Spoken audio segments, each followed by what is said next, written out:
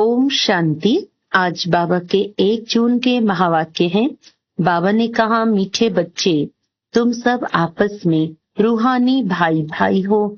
तुम्हारा रूहानी प्यार होना चाहिए। आत्मा का प्यार आत्मा से हो, जिस्म से नहीं। प्रश्न है, बाप ने अपने घर की वंडरफुल बात कौन सी सुनाई है?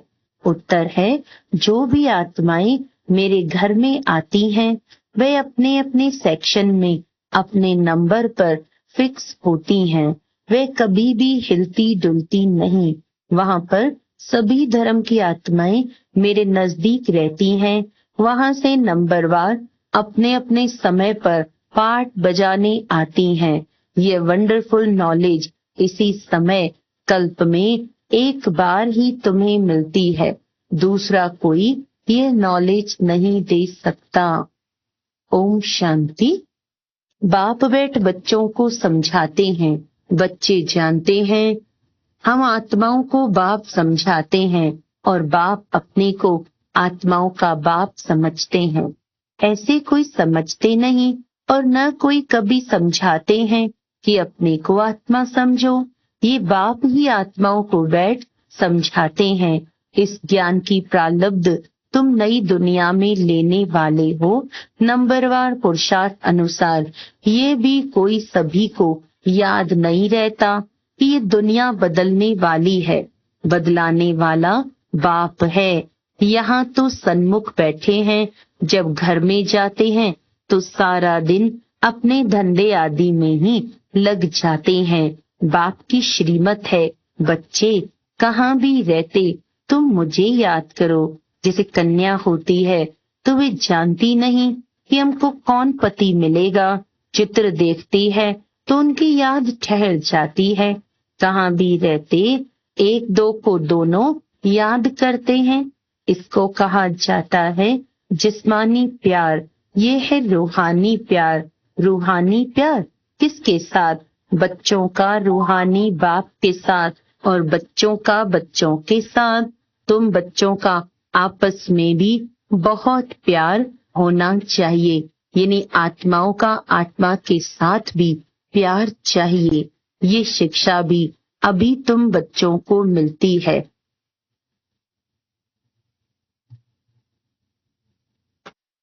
ये शिक्षा भी अभी तुम बच्चों को मिलती है। दुनिया के मनुष्यों को कुछ भी पता नहीं। तुम सब भाई भाई हो तो आपस में जरूर प्यार होना चाहिए, क्योंकि एक बाप के बच्चे हो ना।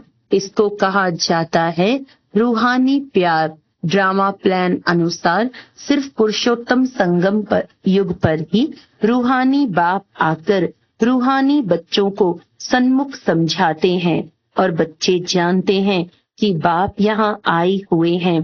हम बच्चों को गुल पवित्र पतित से पावन बनाकर साथ ले जाएंगे।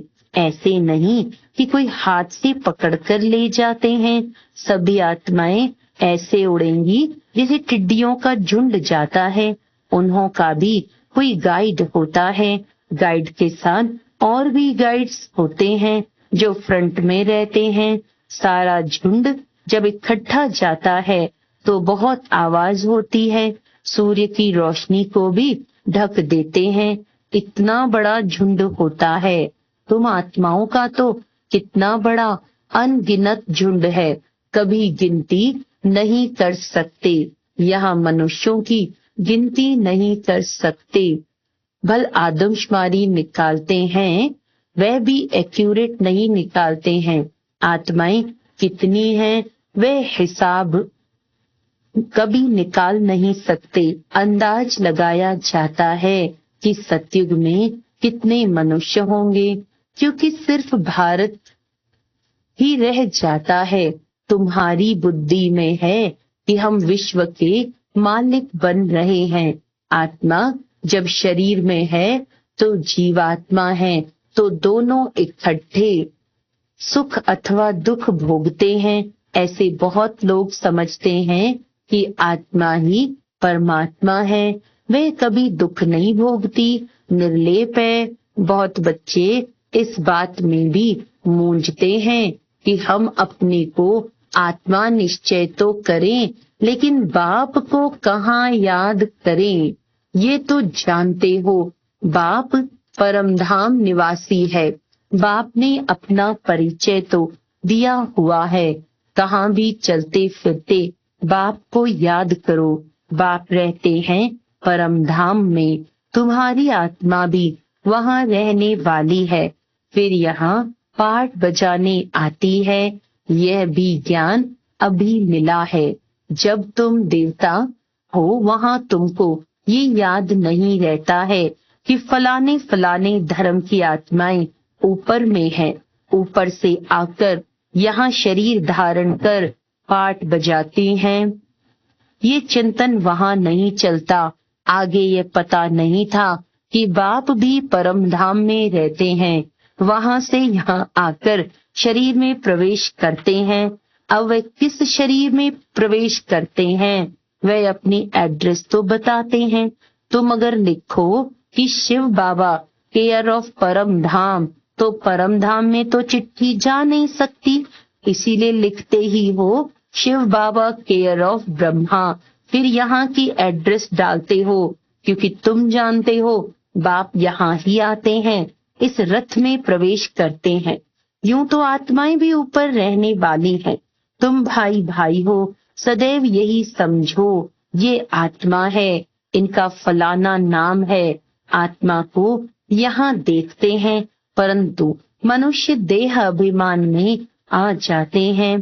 बाप देही अभिमानी बनाते हैं। बाप कहते हैं तुम अपने को आत्मा समझो और फिर मुझे याद करो। इस समय बाप समझाते हैं, जब मैं यहाँ आया हूँ, आकर बच्चों को ज्ञान भी देता हूँ। पुराने ऑर्गन्स लिए हैं, जिसमें मुख्य यह मुख है, आँखें भी हैं। ज्ञान अमृत मुख से मिलता है। गौमुख कहते हैं ना, अर्थात माता का ये मुख है। बड़ी माता द्वारा तुमको एडॉप्ट करते हैं। कौन? शिव बाबा। वे यहाँ है ना। ये ज्ञान सारा बुद्धि में रहना चाहिए। मैं तुमको प्रजापिता ब्रह्मा द्वारा एडॉप्ट करता हूँ, तो ये माता भी हो गई।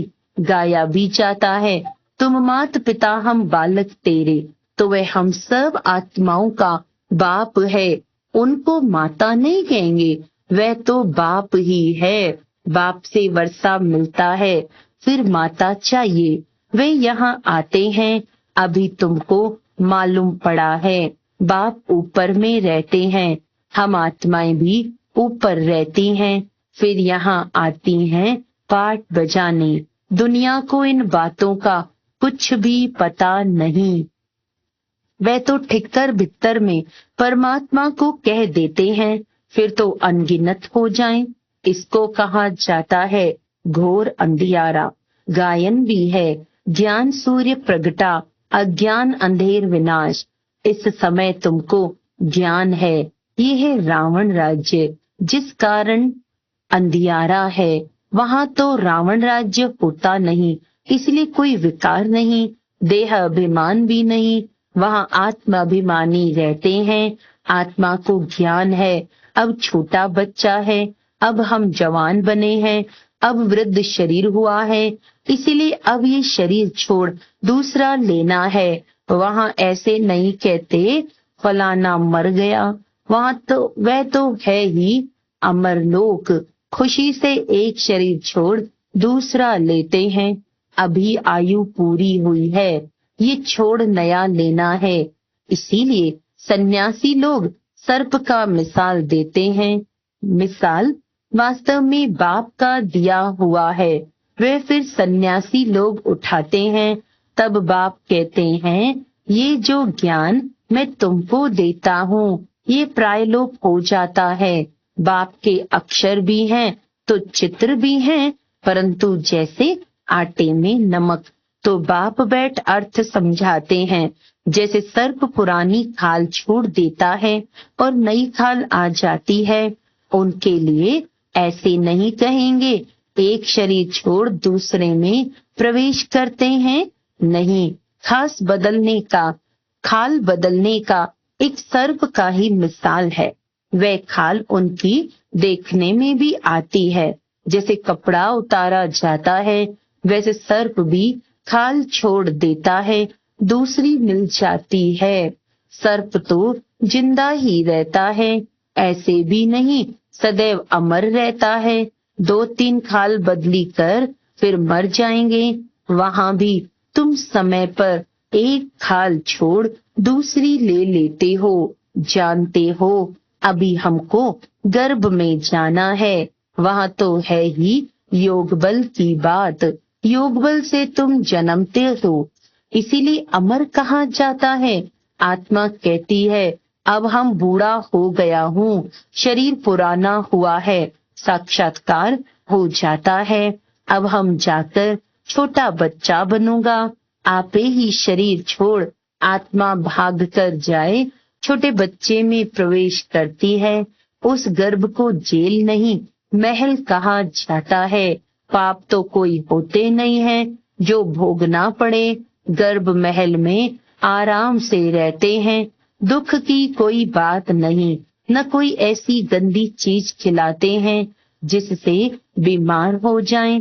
अब बाप कहते हैं बच्चे तुमको निर्वाण धाम में जाना है। ये दुनिया बदलनी है, पुरानी से फिर नई होगी। हर एक चीज बदलती है। झाड़ से बीज निकलते हैं, फिर से बीज लगाओ तो कितना फल मिलता है। एक बीज से कितने दाने निकलते हैं। सतयुग में एक ही बच्चा पैदा होता है योग बल से। यहाँ विकार से 4-5 बच्चे पैदा करते हैं। सतयुग और कलयुग में बहुत फर्क है जो बाप बतलाते हैं। नई दुनिया फिर पुरानी कैसे होती है, उसमें आत्मा कैसे 84 जन्म लेती है, ये भी समझाया है। हर एक आत्मा अपना अपना पार्ट बजाकर फिर जब जाएगी तो अपनी अपनी जगह पर जाकर खड़ी रहेगी। जगह बदलती नहीं है। अपने अपने धर्म में अपनी जगह पर नंबरवार खड़े होंगे, फिर नंबरवार ही नीचे आना है। इसीलिए छोटे छोटे मॉडल्स बनाकर रखते हैं मूल वतन के। सब धर्मों का अपना अपना सेक्शन है। देवी देवता है पहला धर्म, फिर नंबरवार आते हैं, नंबरवार ही जाकर रहेंगे। तुम भी नंबरवार पास होते हो, उन मार्क्स के हिसाब से सब जब जगह लेते हो। ये बाप की पढ़ाई कल्प में एक ही बार होती है। तुम आत्माओं का कितना छोटा सिजरा होगा, जैसे तुम्हारा इतना बड़ा झाड़ है। तुम बच्चों ने दिव्य दृष्टि से देखकर फिर यहाँ बैठकर चित्र आदि बनाए हैं। आत्मा कितनी छोटी है, शरीर कितना बड़ा है। सब आत्माएं वहाँ जाकर बैठेंगी, बहुत थोड़ी जगह में नजदीक में जाकर बैठती हैं। मनुष्यों का झाड़ कितना बड़ा है। मनुष्यों को तो जगह चाहिए ना, चलने फिरने, खेलने पढ़ने, नौकरी करने की, सब कुछ करने की जगह चाहिए। निराकारी दुनिया में आत्माओं की छोटी जगह होगी, इसीलिए इन चित्रों में भी दिखाया है। बना बनाया नाटक है। शरीर छोड़कर आत्माओं का वहां जाना है। तुम बच्चों की बुद्धि में है कि हम वहां कैसे रहते हैं और दूसरे धर्म वाले कैसे रहते हैं, फिर कैसे अलग अलग होते हैं नंबरवार। ये सब बातें तुमको कल्प कल्प एक ही बाप आकर सुनाते हैं। बाकी तो सब है जिस्मानी पढ़ाई, उनको रूहानी पढ़ाई नहीं कह सकते हैं। अभी तुम जानते हो हम आत्मा हैं। आई माना आत्मा, माय माना मेरा ये शरीर। मनुष्य ये नहीं जानते, उन्हों को तो सदैव दैहिक संबंध रहता है। सतयुग में भी दैहिक संबंध होगा, परंतु वहां तुम आत्म अभिमानी रहते हो। ये पता पड़ता है कि हम आत्मा हैं, ये हमारा शरीर अब वृद्ध हुआ है, इसीलिए हम आत्मा एक शरीर छोड़ दूसरा लेते हैं, इसमें मूंझने की भी कोई बात नहीं है। तुम बच्चों को तो बाप से राजाई लेनी है, जरूर बेहद का बाप है ना। मनुष्य जब तक ज्ञान को पूरा नहीं समझते तब तक अनेक प्रश्न पूछते हैं। ज्ञान है तुम ब्राह्मणों को, तुम ब्राह्मणों का वास्तव में मंदिर भी अजमेर में है। एक होते हैं पुष्करनी ब्राह्मण, दूसरे सारसिद्ध। अजमेर में ब्रह्मा का मंदिर देखने जाते हैं। ब्रह्मा बैठा है, दाढ़ी आदि दी हुई है, उनको मनुष्य के रूप में दिखाया है। तुम ब्राह्मण भी मनुष्य के रूप में हो। ब्राह्मणों को देवता नहीं कहा जाता है। सच्चे सच्चे ब्राह्मण तुम हो, ब्रह्मा की औलाद। ये वह कोई ब्रह्मा की औलाद नहीं है। पीछे आने वालों को ये मालूम नहीं पड़ता है। तुम्हारा ये विराट रूप है, ये बुद्धि में याद रहना चाहिए। ये सारी नॉलेज है जो तुम कोई को अच्छी रीति समझा सकते हो। हम आत्मा हैं, बाप के बच्चे हैं। ये यथार्थ रीति समझकर ये निश्चय पक्का पक्का होना चाहिए। ये तो यथार्थ बात है। सभी आत्माओं का बाप एक परम पिता है, सभी उनको याद करते हैं। हे भगवान, मनुष्यों के मुख से जरूर निकलता है। परमात्मा कौन है ये कोई भी नहीं जानते हैं जब तक बाप आकर समझाए। बाप ने समझाया है, ये लक्ष्मी नारायण जो विश्व के मालिक थे यही नहीं जानते थे तो ऋषि मुनि फिर कैसे जान सकते। अभी तुमने बाप द्वारा जाना है। तुम हो आस्तिक क्योंकि तुम रचयिता और रचना के आदि मध्य अंत को जानते हो। कोई अच्छी रीति जानते हैं, कोई कम। बाप सन्मुख आकर पढ़ाते हैं, फिर कोई अच्छी रीति धारण करते हैं, कोई कम धारण करते हैं। पढ़ाई बिल्कुल सिंपल भी है, बड़ी भी है। बाप में इतना ज्ञान है जो सागर को स्याही बनाओ तो भी अंत नहीं पाया जा सकता। बाप सहज करके समझाते हैं। बाप को जानना है, स्वदर्शन चक्रधारी बनना है। बस। अच्छा, मीठे मीठे सिक्की लदे बच्चों प्रति माता पिता बाप दादा का याद प्यार और गुड मॉर्निंग। रूहानी बाप की रूहानी बच्चों को नमस्ते। हम रूहानी बच्चों की रूहानी बाप दादा को याद प्यार गुड मॉर्निंग, नमस्ते नमस्ते नमस्ते जी। धारणा के लिए मुख्य सार है, सदा याद सहज बनी रहे उसके लिए चलते फिरते ये चिंतन रहे। करना है कि हम आत्मा हैं, परमधाम निवासी आत्मा यहाँ पाठ बजाने आई है। बाप भी परमधाम में रहते हैं, वे ब्रह्मा तन में आए हैं। जैसे रूहानी बाप से आत्मा का प्यार है, ऐसे आपस में भी रूहानी प्यार से रहना है। आत्मा का आत्मा से प्यार हो, शरीर से नहीं। आत्माभिमानी बनने का पूरा पूरा अभ्यास करना है। वरदान है, हद की कामनाओं से मुक्त रहे, सर्व प्रश्नों से पार रहने वाले सदा प्रसन्न चित्त भव। जो बच्चे हद की कामनाओं से मुक्त रहते हैं उनके चेहरे पर प्रसन्नता की झलक दिखाई देती है। प्रसन्न चित्त कोई भी बात में प्रसन्न चित्त नहीं होते। वो सदा निस्वार्थी और सदा सभी को निर्दोष अनुभव करेंगे, किसी और के ऊपर दोष नहीं रखेंगे।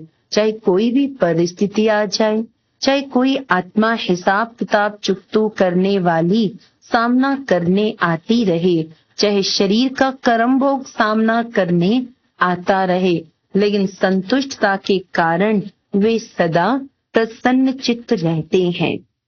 स्लोगन है, व्यर्थ की चेकिंग अटेंशन से करो, अलबेले रूप में नहीं। व्यर्थ की चेकिंग अटेंशन से करो, अलबेले रूप में नहीं। अच्छा, इस मास के अव्यक्त इशारे हैं कर्म योगी बनो। आज का पहला इशारा है कर्म योगी, अर्थात हर कर्म योग युक्त, युक्ति युक्त, शक्ति युक्त हो।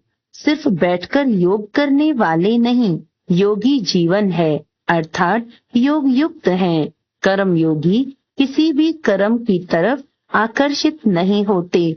वे अपनी योग शक्ति से कर्मेंद्रियों द्वारा कर्म कराते हैं। जो कर्म के वश होकर चलने वाले हैं उनको कर्म योगी नहीं कह सकते। अच्छा, ओम शांति।